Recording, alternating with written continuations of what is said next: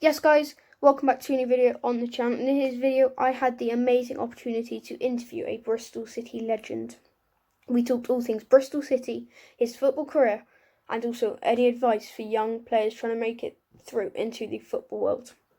So yes guys, I'm not going to talk any longer. So yeah, hopefully you're going to enjoy, and let's get into the video. Now then. So yes guys, welcome back. Today I'm joined with a Bristol City legend, Brian Tinnion. How are you, mate? I'm very well, thank you. And yourself? I'm good, thank you. How's lockdown been for you then?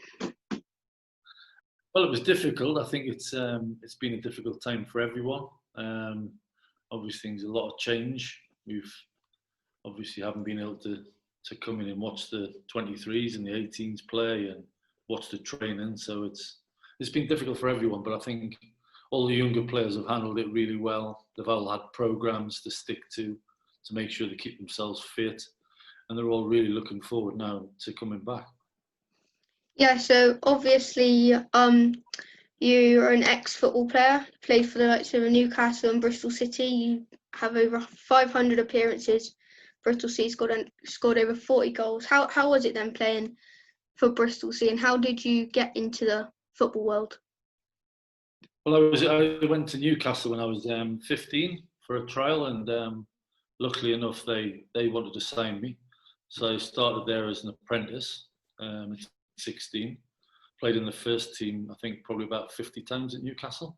And then I moved on to Bradford City and played 4 seasons at Bradford. And then obviously Bristol City wanted to sign me from Bradford City. And I came there and had 10, 11 years playing at Bristol City, which I enjoyed every minute, to be honest. It was a really good place to play. I enjoyed my football. And I enjoyed every minute. Yeah, so as you said, you've played for 3 clubs. Which one do you think made you the player you were, if you know what I mean? Well, as a young player, I learned a lot in Newcastle. I played with some really good players. We had a really good youth team that won the FA Youth Cup. We had obviously Gascoigne was the big player in that team, but I think 10 players from that team became professionals for 10, 15 years and had good careers. So Newcastle was a really good grounding and a good place to learn. Some really good senior players when you got in the first team who helped you. So yeah, that set me up really to be a player for the next years. So when you did come to Bristol City, then you had I think 12 years at Ashton Gate. What was your best moment then at Ashton Gate?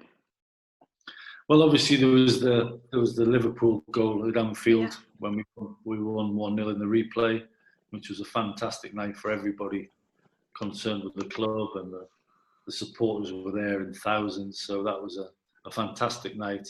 Obviously the season we got promoted with John Ward. We won the Johnson's Paint a couple of times. So there's been some really good times over the years, and as I said before, I've enjoyed every minute of it. Yeah, so as I said earlier, you've played over 500 games for Bristol City, scored over 40. What do you think was your favourite goal at Bristol City? It was the one at Liverpool was the one that was remembered, but I scored a volley at Stoke that went off the crossbar.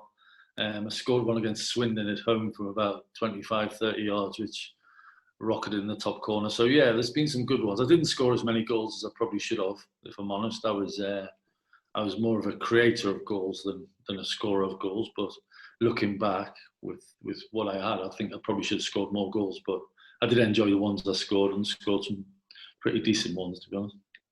Yeah, so you're talking about that Liverpool goal. I know my dad was at the game and loads of other Bristol City fans. How did you feel when you put that ball in the back of the net?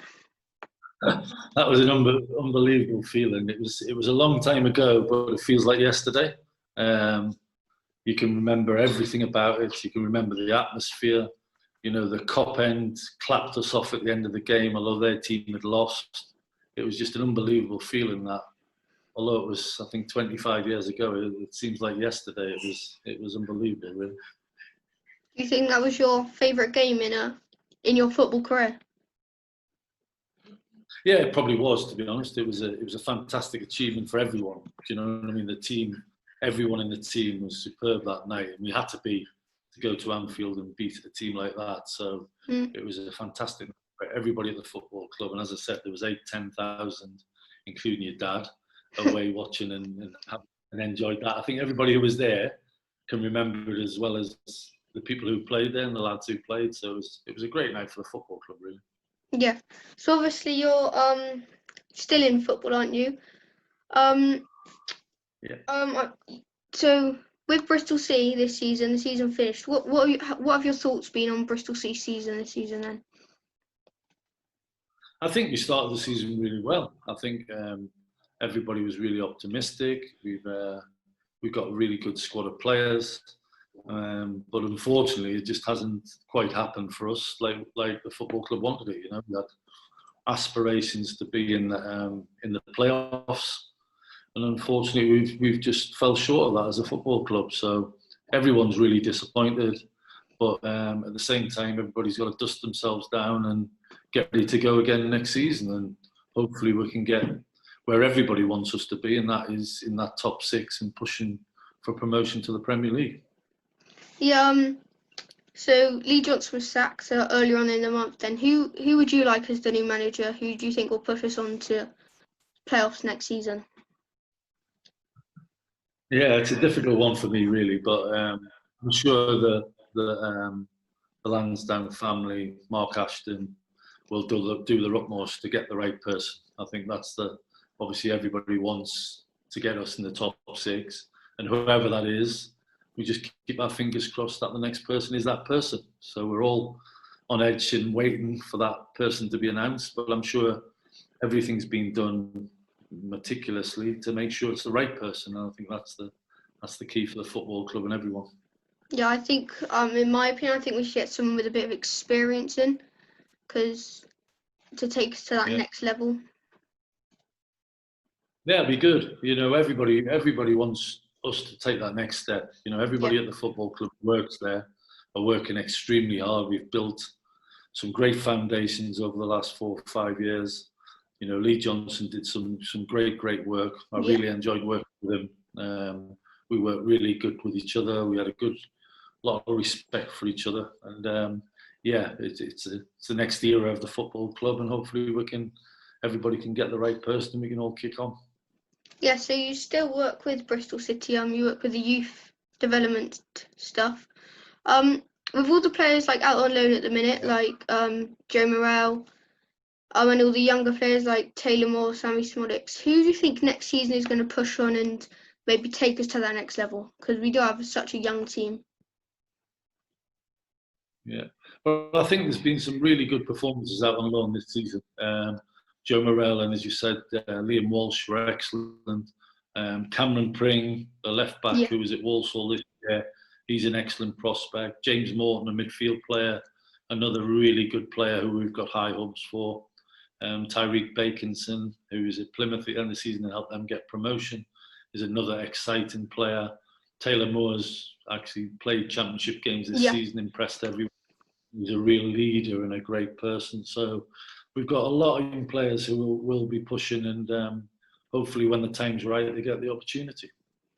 Yeah, in my opinion, I don't think we are going to get playoffs next season, but I think in upcoming seasons, especially with the likes of players that you say coming up, I reckon we could possibly be pushing for those promotion spots over the next couple of years. Yeah, well, they need experience and they need to play. And that's obviously why we do the loan system. We get them out and get the experience. Yeah. And then we hope they come back and they're ready for our team. You know, Max O'Leary's another one who's had a really good season at Shrewsbury, played 40 games, so he won't be too far away. So, yeah, we've got a plan for every single young player in the football club from 12, 11, 10, all the way through. So we have a plan for them. We make sure we try and stick to that plan. And the plan is always to get them at that final step to get in that first team. So we're working really hard. Everybody at the academy is doing a fantastic job. And hopefully we can get a few of the boys in the team and help the team to get where we want them to be. Yeah. Earlier on, you said about your relationship with Lee Johnson. What was your relationship like with like the managerial staff? And Yeah, very good. Yeah, we had a really good relationship. We talked about the young players a lot. We had, as I say, we had plans for them. What is best for them? Like Lloyd Kelly's one who yeah, he didn't need to go out on loan. He went straight into the first team squad, played, and obviously got sold for a lot of money. So there is different plans for different players, and we used to discuss that a lot. We used to spend hours together talking about them, along with Dean Holden and Jane McAllister. And yeah, they took a real interest in the young players, and as I say, we discussed them a lot and what was the best for them and what was the best way forward to get them ready for our team. yeah. So the likes of Lloyd Kelly, Joe Bryan, that have been brung through the academy and gone up to like the Premier League and stuff. As working with the younger players, do you think any of them will make that step into first team football and possibly even Premier League football in the next couple of years? Yeah, I think we've got great potential. We've got great potential for quite a few who are nearly ready now. And then we've got a lot of potential below that as well in the 16s, the 18s, the 23s. We're probably aren't quite ready for that now, but will be in the future, I'm sure. So, yeah, I think we've got potential Premier League players in our academy. And now it's our job as academy staff and all the academy staff to do the best for them, work with them how they need to be worked with, get their plan right, and then hopefully we'll see another Premier League player like Bobby Reid and Joe and Lloyd who can make the Premier League. Yeah, so moving on from the academy stuff, I'm guessing with you working with Bristol, you've been to a couple of matches since you retired. What has been your like favourite match Bristol City have played since you retired, like that you've seen? Well, I was at the Manchester United game, the home game against Manchester United. So that was one of the best feelings I've had since I stopped playing the game, really. To see Corey Smith score that goal in the last minute, it was a feeling because I was like a fan then.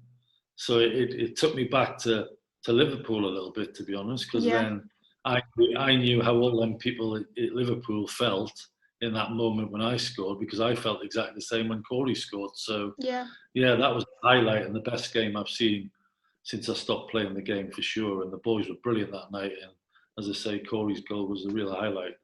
Yeah, I was lucky enough to go to that game as well. And when Corey scored that goal, that was amazing. What one would you say was better then, the Corey Smith against Man United or your one against Liverpool? Which one did you? Me and Corey get asked this a lot, to be honest, and we always just say they were both the same, really. They're both on a level. They were both goals that will go down in the club's history and go down. Our fans will remember forever, probably. So we're happy to just be on a par and on a level, and we're just really happy, both of us, to have been lucky enough to score them goals, to be honest, because it's obviously a team game, but when you do get so important goals like that, then you remembered a little bit more. But yeah, we're both on a par. Corey's a great lad. We do talk about it a bit, but yeah, we'll settle for a draw on that one. So if you had one piece of advice for someone like me who wanted to get into the football world, either as a player coming through an academy or like me in the media world, what would that advice be? The advice, and I do talk to all of our young players a lot, you've got to have a love for the game. You've got to want to love football, and everything else has got to come second. You know, there's a lot of distractions for young players away from football. But if you don't love the game and you don't put football first and you don't train hard every day, I always say never come off a training session thinking that you've just been there just for the sake of training. Young players have to train every single session to improve, to listen, to learn, and to make their game better. So we make sure that every one of our young teams, that the players turn up every day and every session to improve, listen, and want to learn. Yeah. And you know, over the last 3 or 4 years, we've especially brought players into the football club who've got really good attitudes, who've got a real desire to listen, learn, and want to be better. You know, because I think we've learned in the past that sometimes if you don't want to listen and learn and work hard, then you won't make it in this game. So we've made that a real point as a football club and an academy especially to recruit good people and people who want to really work hard, because that's at the end of the day, whatever you want to do in life, you have to work hard and you have to have a desire for the job you do. So football's no different, and if you don't love the game, if you don't love football, then you probably won't end up being a footballer.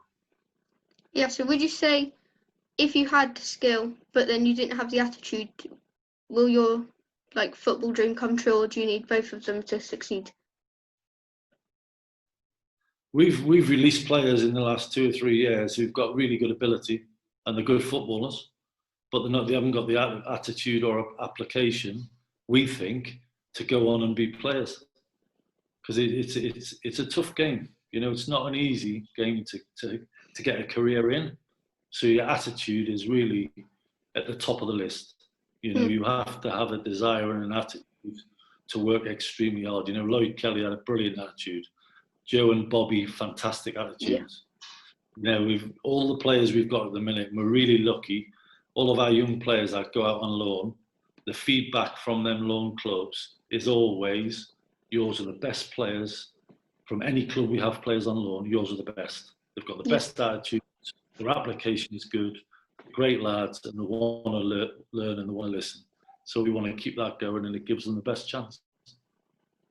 Yeah, so thank you so much for talking to me today. It's been absolutely amazing. Okay, thank you. It's been a pleasure. No worries. Hope you enjoyed it. So yeah, thank you guys for watching. Hope you did enjoy. And yeah, see you on the next one.